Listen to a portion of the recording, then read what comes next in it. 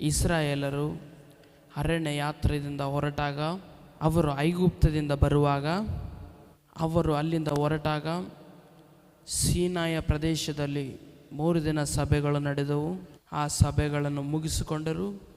ಅವರು ಆ ಅರಣ್ಯ ಪ್ರದೇಶದಿಂದ ಯಾತ್ರೆಯಲ್ಲಿ ಹೋಗುವಾಗ ಇಸ್ರಾಯೇಲರು ಅವರು ಧಾನ್ಯವನ್ನು ಸಮಕೂರಿಸಿಕೊಂಡು, ಅವರು ಚಿತ್ರಾನ್ನ ಆಗಲಿ ರೈಸ್ ಆಗಲಿ ಎಲ್ಲವನ್ನು ಇಟ್ಟುಕೊಂಡು ತೆಗೆದುಕೊಂಡು ಹೋದರು.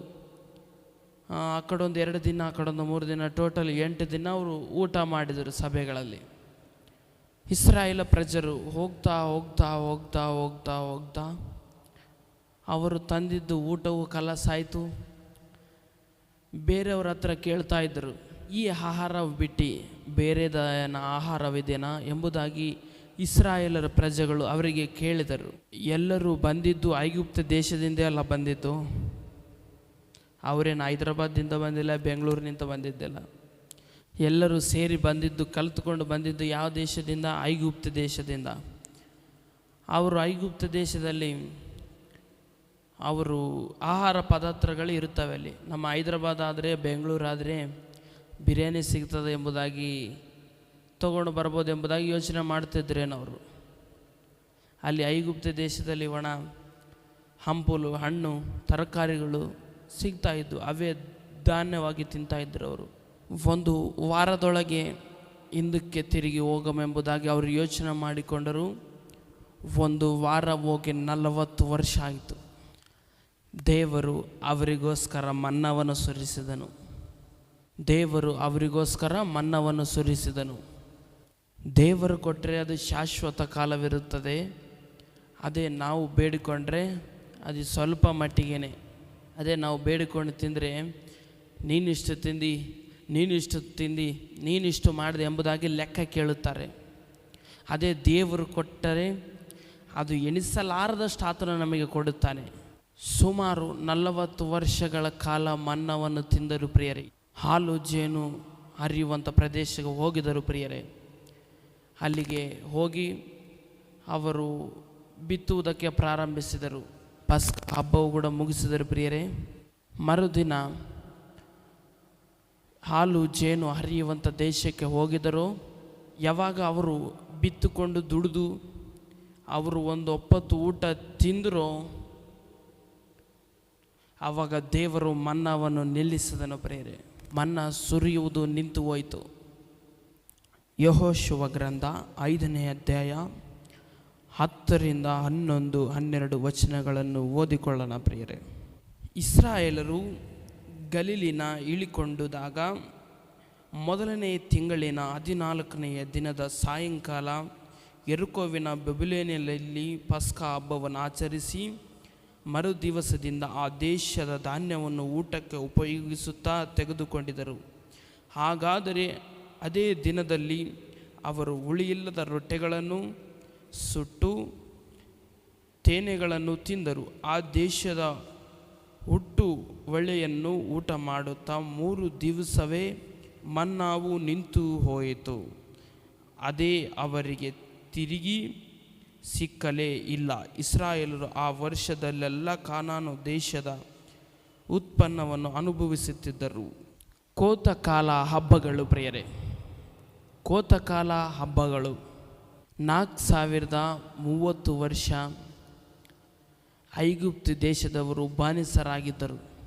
ಅವರು ಐಗುಪ್ತ ದೇಶದಲ್ಲಿರುವಂಥವರಿಗೆ ಒಂದು ಒಪ್ಪತ್ತು ಊಟ ಕೊಟ್ಟರೆ ಅವರು ತಿನ್ನುತ್ತಾರೆ, ಇಲ್ಲಂದರೆ ಉಪವಾಸವಾಗಿರುತ್ತಿದ್ದರು. ಅವರು ಬಾನಿಸರಾಗಿ ಐಗುಪ್ತ ದೇಶದಲ್ಲಿ ಇರುತ್ತಿದ್ದರು ಪ್ರಿಯರೇ. ಅವರು ನಮ್ಮಪ್ಪಲೆ ನನಗೆ ಪೀಸ್ ಹಾಕಿಲ್ವಾ, ನನಗೆ ನುಗ್ಗಿಕಾಯಿ ಸಾರು ಹಾಕಿಲ್ವಾ, ನನಗೆ ಪಲ್ಯ ಹಾಕಿಲ್ವಾ ಎಂಬುದಾಗಿ ಅವರು ಕೇಳಲಿಲ್ಲ. ಎದಕ್ಕಂದರೆ ಅವರು ಬಾನಿಸರು, ಅವರು ದಾಸರಲ್ಲ. ದಾಸಿಯರಿಗಾದರೆ ಗೋರ್ಮೆಂಟ್ಲಿತ್ತ ಏನರೇ ಬರ್ಬೋದು, ಅವರು ದುಡ್ಕೊಂಡು ತಿನ್ಬೋದು. ಬಾನಿಸರಿಗಾದರೆ ಅವ್ರಿಗೇನೇನಿರುವುದಿಲ್ಲ. ಏನೋ ಅವರು 2 ದಿನಕ್ಕೆ 3 ದಿನಕ್ಕೆ ಒಂದು ಒಪ್ಪತ್ತು ಊಟ ಕೊಟ್ಟು ಬಿಡುತ್ತಾರೆ ಅವರಿಗೆ. ಆ ಥರ ಬಾನಿಸದಲ್ಲಿ ಇದ್ದರು ಪ್ರಿಯರೇ. ಆ ಒಂದು ಸ್ಥಿತಿಯಲ್ಲಿ ಅವರು 40 ವರ್ಷ ಮನ್ನವನ್ನು ತಿಂದರು. ಹಾಲು ಜೇನು ಹರಿಯುವಂಥ ಒಂದು ದೇಶಕ್ಕೆ ಬಂದಾಗ ದೇವರು ಅವರಿಗೆ ಒಂದು ಹಬ್ಬ ಕೊಟ್ಟನು ಪ್ರಿಯರೇ. ಅವರಿಗೆ ಆ ಹಬ್ಬ ಬರುವಾಗ ಆ ಹಬ್ಬವು ಕೋತಕಾಲ ಹಬ್ಬವಾಗಿದೆ. ಉಳಿದಂಥ ಎಲ್ಲ ಧಾನ್ಯಗಳನ್ನು ರಾಶಿಗಳನ್ನು ಎಲ್ಲ ತೆಗೆದುಕೊಂಡು ಆ ಹಬ್ಬದಲ್ಲಿ ದೇವಾಲಯಕ್ಕೆ ದಶಮಾಂಶಕ್ಕಾಗಿ ಕಾಣಿಕೆಯಾಗಿ ಕೊಡುತ್ತಿದ್ದರು ಪ್ರಿಯರೇ. ಆ ಹಬ್ಬದಲ್ಲಿ ದೇವರ ವಾಕ್ಯ ವಿಧಿಯಾಗಿತ್ತು. ನೀವು ಮಾಡಿದಂಥ ಎಲ್ಲ ಧಾನ್ಯವು, ಎಲ್ಲ ದವಸಗಳು, ಎಲ್ಲ ಆಹಾರ ಪದಾರ್ಥಗಳು ಅವೆಲ್ಲ ಸಮಕೂಡಿಸಿಕೊಂಡು ನೀವು ಹೋಗಿ ದೇವಾಲಯಕ್ಕೆ ಸಮರ್ಪಿಸಿರಿ, ಅಲ್ಲಿ ದಶಮಾಂಶ ಕೊಡಿರಿ, ಕಾಣಿಕೆಯಾಗಿ ಕೊಡಿರಿ ಎಂಬುದಾಗಿ ದೇವರ ಶಾಸನವಾಯಿತು ಪ್ರಿಯರೇ. ಎಲ್ಲರೂ ಐಕ್ಯತೆ ಕೂಡಿಕೊಂಡು ನೀವೆಲ್ಲರೂ ದಾನವನ್ನು ತೆಗೆದುಕೊಂಡು ಕಾಣಿಕೆ ಕೊಟ್ಟು ಅದು ಆಹಾರವಾಗಿ ಮಾಡಿಕೊಂಡು ಅದು ಯಾಜಕರು ಕೂತು ನೀವೆಲ್ಲರೂ ಸೇರಿ ಊಟ ಮಾಡಿರಿ ಎಂಬುದಾಗಿ ದೇವರು ಹೇಳಿದನು ಪ್ರಿಯರೇ. ಇದು ದೇವರ ನೇಮಿಸಿರುವ ಒಂದು ಗೋರ್ಮೆಂಟ್ ಪ್ರಿಯರೇ, ಒಂದು ಚಟವಾಗಿದೆ. ಇದೇ ಒಂದು ಕೋತಕಾಲ ಒಂದು ಹಬ್ಬ ಎಂಬುದಾಗಿ ಹೇಳುತ್ತಾರೆ. ಕೋತಕಾಲವನ್ನು ಹಬ್ಬ ಹಾಗೆ ಹೇಗೆ ದೇವರು ಸಮಕೂರಿಸಿದರು? ದಾವೀದನು ತನ್ನ ಮನುಷ್ಯರನ್ನು ಕಳಿಸುತ್ತಾ, ಇದು ಹಬ್ಬದ ಸೀಸನ್ ಆಗಿದೆ, ಕೈ ತುಂಬ ಹಣವಿರುತ್ತದೆ, ನೀವು ಹೋಗಿ ರೊಟ್ಟಿ ದ್ರಾಕ್ಷರಸವನ್ನು ಹೋಗಿ ತೆಗೆದುಕೊಂಡು ಬರ್ರಿ ಎಂಬುದಾಗಿ ದಾವೀದನು ಹೇಳುತ್ತಾನೆ ಪ್ರಿಯರೇ. ಇದೇ ಕೋತಕಾಲ ಹಬ್ಬ ಎಲ್ಲ ಆತನವೇ. ಆತನು ಮಾಡಿದಂಥ ಎಲ್ಲ ಆತನ ಕೈಯಲ್ಲಿ ನಮಗೆ ಸುಖ, ಸಮಾಧಾನ, ಶಾಂತಿ ಇದೆ ಪ್ರಿಯರೇ. ಯೆಶಾಯ ಗ್ರಂಥ 9ನೇ ಅಧ್ಯಾಯ 3ನೇ ವಚನವನ್ನು ಓದಿಕೊಳ್ಳೋಣ.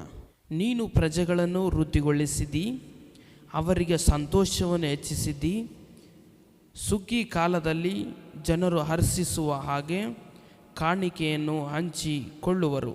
ಇಲ್ಲಿ ನೋಡ್ರಿ ಪ್ರಿಯರೇ, ಕೋತಕಾಲದಲ್ಲಿ ಸಂತೋಷವೆಂಬುದಾಗಿ ಇಲ್ಲಿ ಪದವನ್ನು ನಾವು ನೋಡುತ್ತೇವೆ.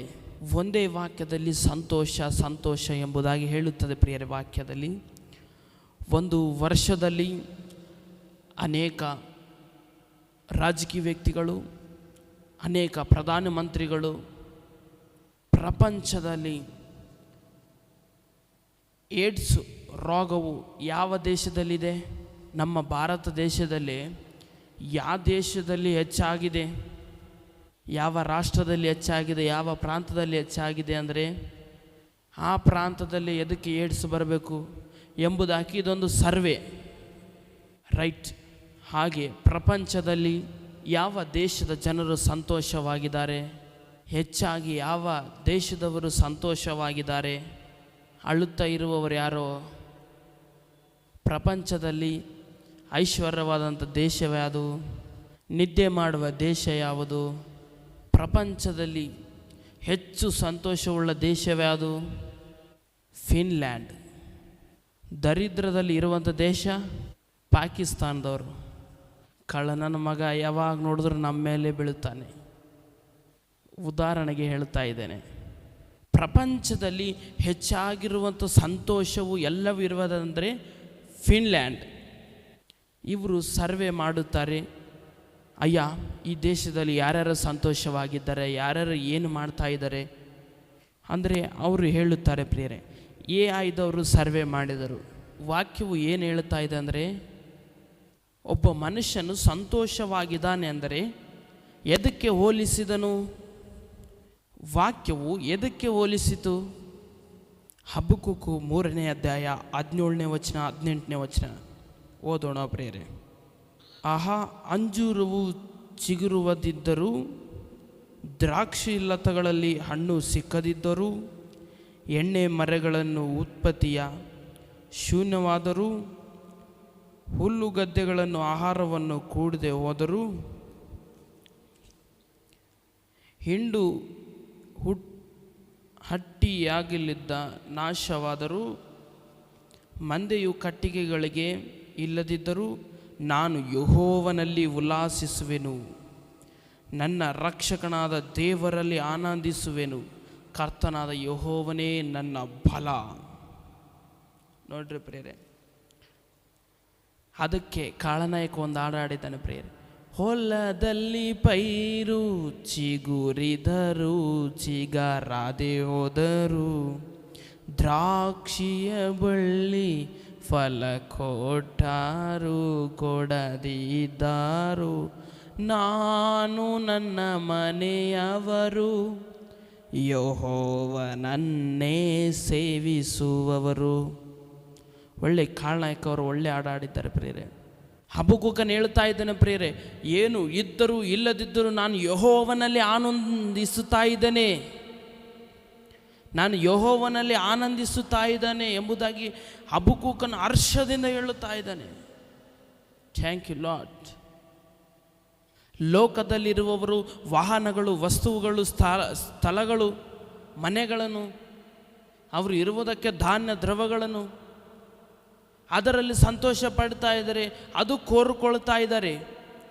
ಹಬಕ್ಕೂಕನು ಹೇಳುತ್ತಾ ಇದ್ದಾನೆ, ನಾನಾದರೂ ಇವೆಲ್ಲ ಬೇಡವೆಂಬುದಾಗಿ ನಾನು ಯೆಹೋವನಲ್ಲೇ ಸಂತೋಷಿಸುತ್ತಾ ಇದ್ದೇನೆ. ಹಾಲೆಲೂಯ. ನೋಡ್ರಿ ಪ್ರಿಯ, ಹಬಕ್ಕೂಕನು ಹೇಳ್ತಾ ಇದ್ದಾನೆ, ಎಂಥ ಒಳ್ಳೆ ಮಾತು.